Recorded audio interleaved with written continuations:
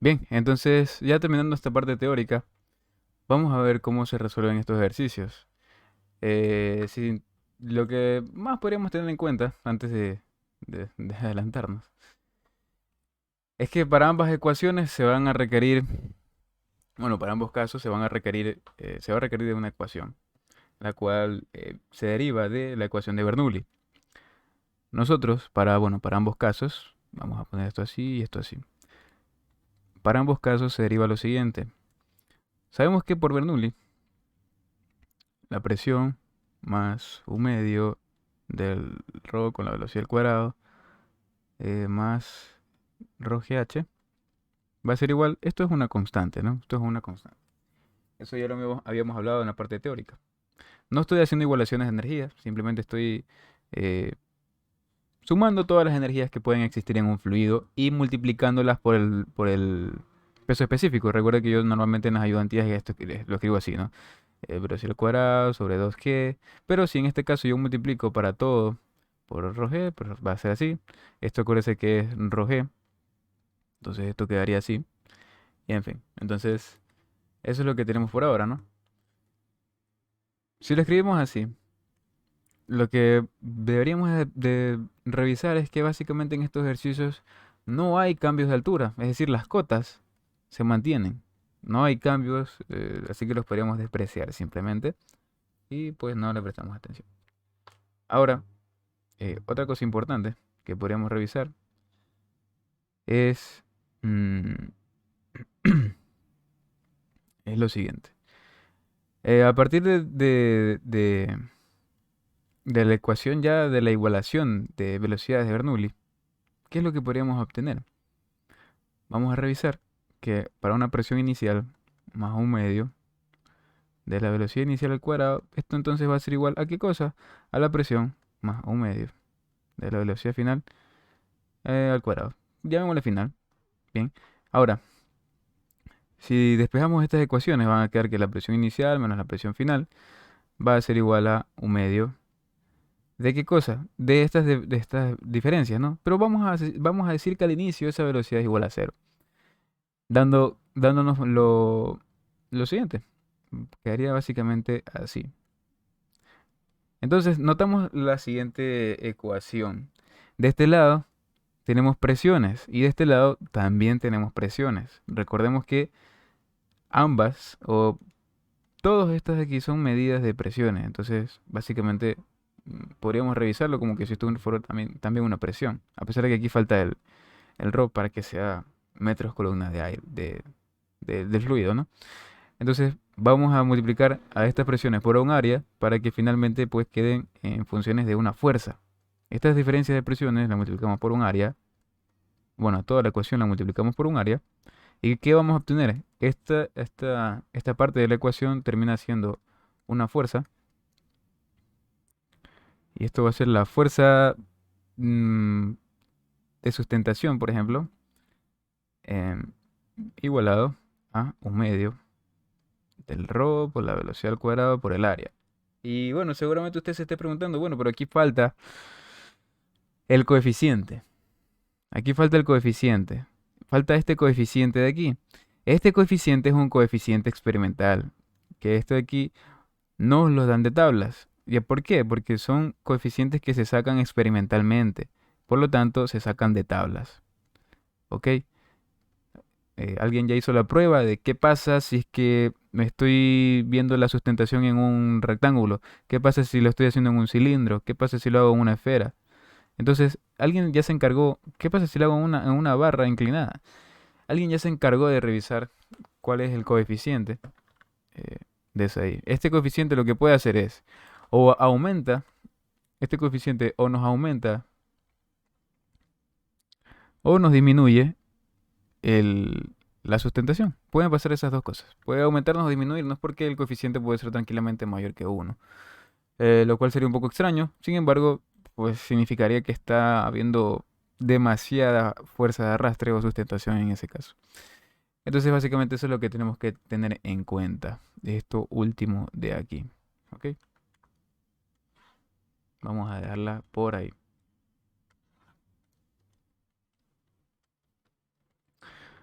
Ahora, vamos a empezar a resolver un par de ejercicios. La verdad es que todos son bastante parecidos.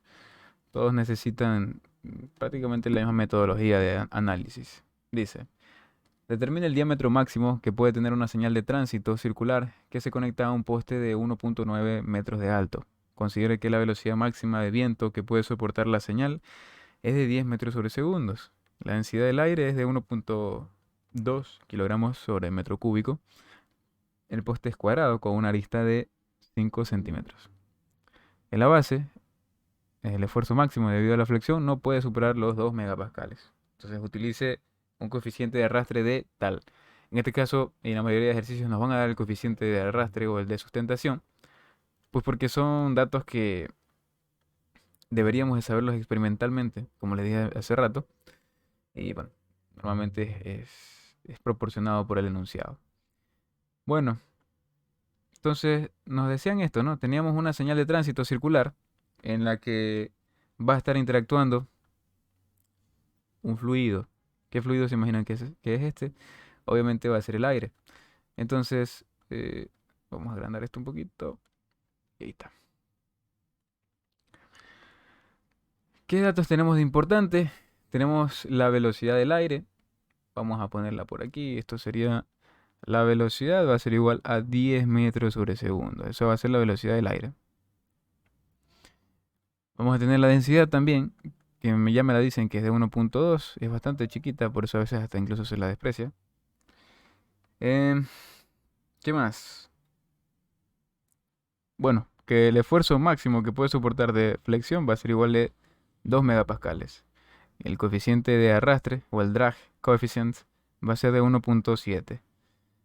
Ok, vamos a revisar qué medidas nos dan. Esta altura de aquí es de 1.9 metros de alto.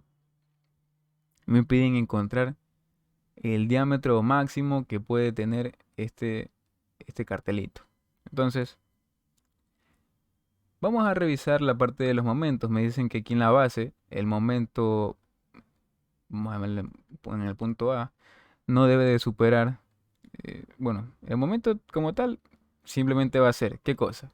¿Qué está pasando? Estamos viendo que hay una fuerza del viento que está impactando en dos sólidos diferentes, en dos elementos diferentes, que en este caso vamos a llamarle que esta sería la fuerza del drag 1 y la fuerza del drag force 2.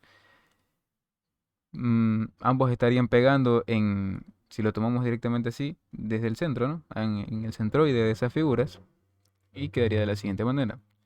La fuerza de arrastre 1 por el 1.9 más ese diámetro que queremos encontrar dividido para 2, ¿verdad? Que sería esta altura hasta aquí más esto hasta acá. Luego de eso, más la fuerza de arrastre en 2 por la mitad de 1.9. Entonces sería 1.9 dividido para 2. Bien, pero tengo esta incógnita y tengo esta incógnita. Entonces las voy a encontrar con las ecuaciones o con lo que habíamos definido antes, ¿no? Que era básicamente, vamos a reescribirlo como C, ρ, A. ¿Qué me falta? C, ρ, A y la velocidad al cuadrado sobre 2. ¿Ok? Entonces, ¿esto de qué va a ser igual? Va a ser igual a este coeficiente que nos están dando, que es de 1.7, por la densidad del aire, que es 1.2, por el área. ¿Cuál va a ser el área de esta de aquí? Es básicamente lo que no sabemos, ¿no? Sería pi cuartos por ese diámetro al cuadrado, por la velocidad, que era 10, al cuadrado sobre 2. Listo. Entonces, resumiendo, debería de quedar en 80,11 por el diámetro al cuadrado. Esa sería la primera manera de la que podríamos encontrar esta función f de 1, la función de arrastre 1, en función de una misma variable, ¿verdad? Listo. Vamos a ver entonces qué sucede con la fuerza de arrastre número 2. que es la que pega directamente en esta barra, ¿verdad? En esta sección de la barra. Vamos a ver. Nuevamente sería la misma ecuación, sería lo único que cambiaría son las áreas. 1.7 por 1.2 por, en este caso sería el área, que esa área ya sería diferente, serían los 5 centímetros que me decían, ¿verdad? Bueno, aquí habría que convertirlo porque son los 5 centímetros, se convierten en 0,05 por 1.9, ¿verdad? Es porque sería básicamente esta zona de aquí, viéndola en 3D, que sería algo así. Entonces aquí está impactando el viento. Y esto de aquí por 10 al cuadrado sobre 2. Que eso quedaría igual a... Bueno, aquí... Sí, aquí no es necesario el diámetro. Pensaba que me estaba haciendo falta. Entonces, ¿esto cuánto queda?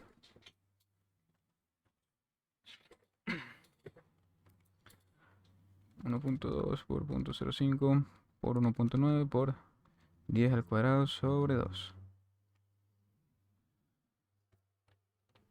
Esto me queda 9,69 newtons. Listo. Eh, ya tenemos básicamente ambas fuerzas. Al menos la fuerza 2 si la conseguimos. La fuerza 1 la dejamos en función del diámetro. ¿De dónde yo puedo conseguir entonces este momento? Si me dicen que el esfuerzo máximo es de flexión. El esfuerzo máximo de flexión es de 2 megapascales. ¿Cómo yo lo puedo conseguir entonces?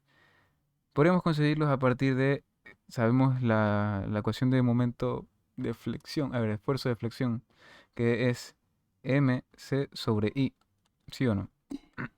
Entonces aquí nosotros simplemente podríamos despejar, ya sabemos cuánto vale esto, esta inercia la podríamos conseguir simplemente determinando pues la inercia que tiene todo este cuerpo de aquí. Ahí ya se mezcla un poco la parte de sólidos, mecánica de sólidos. Sacamos la inercia y pues vemos la flexión, bueno, sacamos la flexión, encuentro este momento en función de el C y pues lo terminamos despejando eh, de esta ecuación de acá arriba. Vamos a saltar al siguiente ejercicio, ya que aquí se acabó, en realidad se acabó una vez que usamos la parte de aquí, se acabó el ejercicio y es bastante similar al de la tarea, entonces bueno, para que, para que no, para no resolverlo completamente, ya que es muy similar al que les subieron en esta tarea. Vamos a resolver este de aquí. Que nos dice lo siguiente. Hay un plano de 1.5 metros por 1.5 metros que se mueve a 50 kilómetros por hora en aire estacionario de densidad 1.15 kilogramos metro cúbico. Si CD, el coeficiente de drag, de arrastre, y el coeficiente de lift, coeficiente de sustentación, son de 0.15 y 0.75, determina entonces 1, la fuerza de arrastre y la fuerza de sustentación. 2, la fuerza resultante. Y 3, la potencia externa requerida para mantener el movimiento. A ver, aquí como que hay algo nuevo, ¿no? Me dicen fuerza resultante. Es verdad que cualquiera, bueno, podría decir, ya, pero eso es sencillo, ¿no? Digamos que tenemos un avión. Digamos que este es nuestro avión. Pam, pam, pam, pam, pam. Y que ese avión, bueno, ya habíamos hablado, ¿no? Va a sentir que el viento le va a generar una fuerza de arrastre tratándolo de frenar. No de frenar hasta cierto punto, por así decirlo, pero va a sentir que lo están atrasando y no va a la velocidad que él debería idealmente ir. Y luego, por las alas, va a sentir una fuerza de sustentación. ¿Qué pasa? Se van a generar aquí eh, como que componentes, ¿no? Se está generando una componente. Y la resultante debería ir aquí. Esta sería la fuerza resultante, realmente, ¿verdad? Porque esta termina siendo la fuerza de lift y esta sería la fuerza del drag. Si decimos que el avión es el plano de 1.5 por 1.5, ya tenemos aquí el ejercicio básicamente planteado. Ya, ¿qué podríamos mencionar entonces? Em, vamos a ver acá abajo. Ya. ¿Qué tenemos que plantear entonces? Vamos a ver el área, porque lo vamos a necesitar más tardecito. El área de esa placa, el área de la placa, del plato, va a ser igual de 1.5 por 1.5, que termina siendo 2.25 metros cuadrados. La velocidad que me la dan en kilogramos, en kilómetros por hora, así que vamos a convertirla. Normalmente usan U, pero también se podría usar directamente la B para no confundirnos. La velocidad con la que va nos dicen que es de 50 kilogramos por hora, que convertidos a metros sobre segundos termina siendo, a ver, aquí metí un dato mal, es 50 por 600, digo, para 1000, ok, igual a 13,89 metros sobre segundos.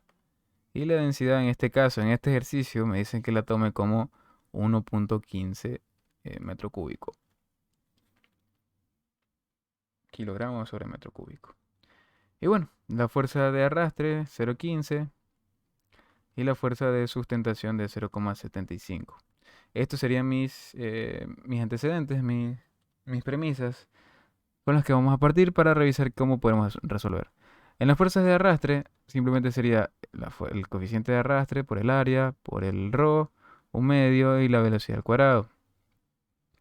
Lo cual va a terminar siendo, este de aquí es el de arrastre, que es 0,15,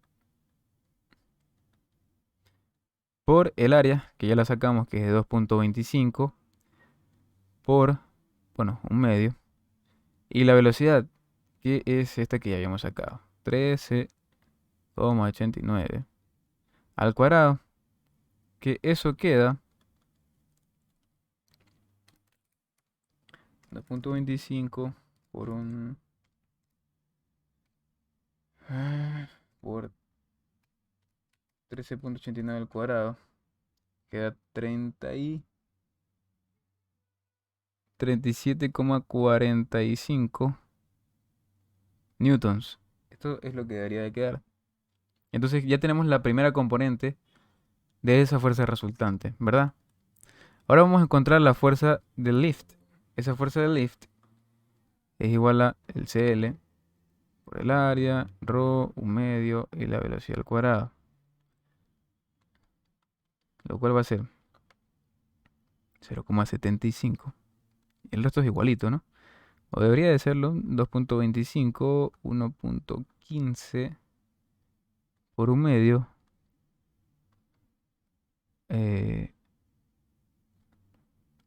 Aquí me faltó poner el 1.15.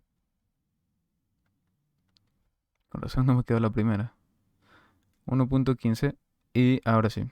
Eso sería la velocidad aquí abajo. Debería ser de 13,89. Y bien, esto ya quedaría 0.75 por 2.25 por 1.15 por 0.5 por 13.89 al cuadrado. Quedando 189.24. 187, perdón. 0.24, démoslo como 20 newtons. Listo. Ya tenemos ambas componentes. Para hallar la resultante, la fuerza resultante, esto es simplemente Pitágoras, ¿no? O la resultante de un vector, que sería la fuerza de arrastre al cuadrado más la fuerza de sustentación al cuadrado. La fuerza resultante termina siendo entonces 37,45 al cuadrado más 187,2 al cuadrado. Entonces esto va a ser igual a 180,84 newtons. Listo, esta sería la resultante. Ahora me preguntan acerca de una potencia externa para mantener el movimiento. El movimiento está dado en X, ¿no? O sea, si lo vemos así, como el ejemplo del avión, sabemos que es una placa, que están haciendo experimentos, yo qué sé. El movimiento está dado en X, así que lo único que deberíamos hacer es decir, bueno, me están pidiendo potencia, y yo puedo sacar la potencia de varias maneras. trabajo sobre tiempo, fuerza por velocidad, o de la manera angular lo podemos ver como torque por velocidad angular. ¿Cuál me serviría? En este caso, esta no me sirve y esta tampoco. Podría usar directamente esta de acá. Entonces la potencia va a ser igual a la fuerza, no a la fuerza resultante, porque esa no está en mi movimiento. La que está en movimiento está solamente en X. Ok, entonces deberíamos de coger los 37,44, bueno, 45, perdón, por la velocidad, que va a terminar siendo 120 watts. Y esas serían las respuestas para este ejercicio. Fíjense que lo único que había que hacer era, otra vez, solamente reemplazar en las ecuaciones que ya habíamos descrito y eh, revisado de dónde salían estas ecuaciones. Y luego pues una resultante y una potencia que mm, es, es de lo más básico que nos podemos encontrar. Bueno, y este ejercicio de acá nos pregunta acerca de la componente vertical de la velocidad de aterrizaje de un paracaídas es de 6 metros sobre segundos. Trate el paracaídas como un hemisferio abierto. Probablemente se refieren a que sea como una esfera hueca o algo así. Y determine su diámetro si el peso total a transportar es de 120 newtons. A ver, me dicen que la tome como un hemisferio abierto. Yo entiendo eso, que se refiere a que, bueno, me dicen, mira, ¿sabes qué? Tómalo como que si fuera una esfera hueca. Es lo que yo entiendo. Es lo que yo entiendo.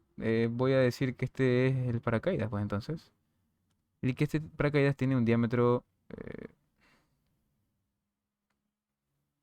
D. Pero me dice que está cargando algo. Probablemente esté cargando una persona, ¿no? Por aquí el paracaídas. Voy a dibujar a la persona por aquí, una persona que se está agarrando de aquí y se está agarrando de acá. Ok. Eh, Me piden es determinar el diámetro que debe de tener el paracaídas para llevar este peso y que esté a la vez cayendo a esta velocidad. A ver, aquí lo que tenemos que tener en cuenta son conceptos de física mecánica. Aquí me están hablando de una fuerza, de una velocidad terminal. ¿Sí, no? Sería una velocidad terminal porque me está diciendo que ya es una velocidad de aterrizaje. Ya el paracaídas siempre se está moviendo a 6 metros sobre segundo. Siempre, siempre, siempre. No es que porque está cayendo y la gravedad le afecta y va a estar acelerado. No. Y esto es una velocidad de arrastre, una velocidad terminal, mejor dicho. Es lo mismo que si usted se va al Burj Khalifa, en el edificio más alto de ese edificio, y tira una moneda. ¿Usted qué cree que va a pasar?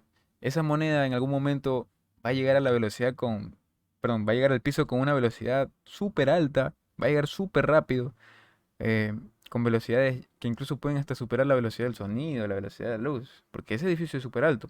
Y si usted la tira hacia abajo o la deja caer, cualquiera de las dos opciones, va a suceder lo siguiente. La moneda, la moneda va a estar cayendo, ¿no? Cae, cae súper rápido, acelerada por la gravedad. Pero ¿qué pasa? Esto ya no es un caso ideal, ya estamos hablando de casos más reales. ¿Qué va a pasar? Viene el viento, viene el viento, viene el viento, ¿y qué es lo que trata de hacerle a la moneda? La va frenando, la va frenando, la va frenando. Obviamente no la hace que ella retroceda, ¿no? Sería muy raro. Pero la va frenando hasta que ya se mantiene constante a una velocidad. ¿Por qué? Porque las fuerzas de arrastre y las fuerzas del peso se equipararon. ¿Y qué pasa cuando ya hay equilibrio? Un equilibrio dinámico en este caso, porque se sigue moviendo. Lo que resulta es que la aceleración va a ser igual a cero, porque la velocidad es constante. ¿Ok? Esa es una velocidad terminal. Velocidad terminal. Eso siempre sucede, no es que mientras más alto usted vaya y bota algo va a terminar cayendo muchísimo más rápido. Entonces, bueno, eso es lo que pasa con el paracaídas. Y bueno, vamos a revisar entonces qué estaría pasando en cuanto a todo lo que nos piden resolver. ¿Qué velocidad tiene? Tiene velocidad de 6 metros sobre segundos. ¿Cuál es el peso o la fuerza que está llevando? Es de 1200 newtons. El coeficiente de arrastre sería en este caso, ¿no? Claro, el viento está en contra de este, justamente. Entonces, ese coeficiente de arrastre va a ser de 1.33. Me están pidiendo que yo encuentre el diámetro. Yo sé que el área de ese elemento va a ser igual a pi cuartos por el diámetro al cuadrado. Bien, entonces, mm, ¿qué más podríamos hacer? Ya podríamos empezar a aplicar, ¿no? Podríamos empezar a aplicar la fuerza de siempre. La fuerza de arrastre va a ser igual a un medio. Bueno, podremos escribirla como lo hemos estado escribiendo todo este tiempo. Sería el coeficiente de arrastre por la aceleración, la densidad, un medio y la velocidad al cuadrado. Esto de aquí sí lo tengo. Esta área no la tengo. La densidad, un medio y la velocidad al cuadrado. Esta fuerza de arrastre, ¿cuál sería? Si estábamos hablando de que llegó a una velocidad terminal, que ya es constante, ¿qué está pasando? La fuerza de arrastre, justamente antes lo habíamos mencionado, que la fuerza de arrastre ahora resulta que va a ser igual a la fuerza del peso. Entonces yo puedo tranquilamente venir y decir, bueno, 1200 newtons van a ser iguales a 1.33, que es ese CP del coeficiente de, porque no sé por qué puse CP, es CD, drag coeficiente. Y bueno, ya sería un cuarto por el diámetro cuadrado. 1 punto, ¿cuánto me dicen que es? Bueno, aquí me dan un R. Estoy casi seguro que esto no debería ser R. Esto debería ser la densidad, porque está en kilogramos metros cuadrados. Entonces vamos a poner 1.28 y un medio y la velocidad que la teníamos por aquí, que es de 6 metros al cuadrado. Aquí haciendo ya el despeje, este diámetro nos va a quedar para que cumpla con ese requerimiento, va a ser de 1.72 metros. 1.72 metros. Ese debería ser el diámetro que está aquí para que el paracaídas baje a 6 metros sobre segundos cargando una persona de 1200 newtons, una persona, algún paquete, alguna caja, con un coeficiente de arrastre tal. Este coeficiente de arrastre se determinó a partir de la forma que tenía ese paracaídas. Entonces, eso es experimental y si se dan cuenta, regularmente lo proporcionan en el enunciado. Porque si no, usted debería ir a revisar en las tablas o en las gráficas para verificar cuál es el que usted podría estar utilizando. Entonces, básicamente, esa sería la parte más básica de fuerza de arrastre y fuerzas de sustentación que usted va a necesitar para resolver este tipo de ejercicios. Espero que les haya servido la ayudantía y pues nos estaríamos viendo en la siguiente.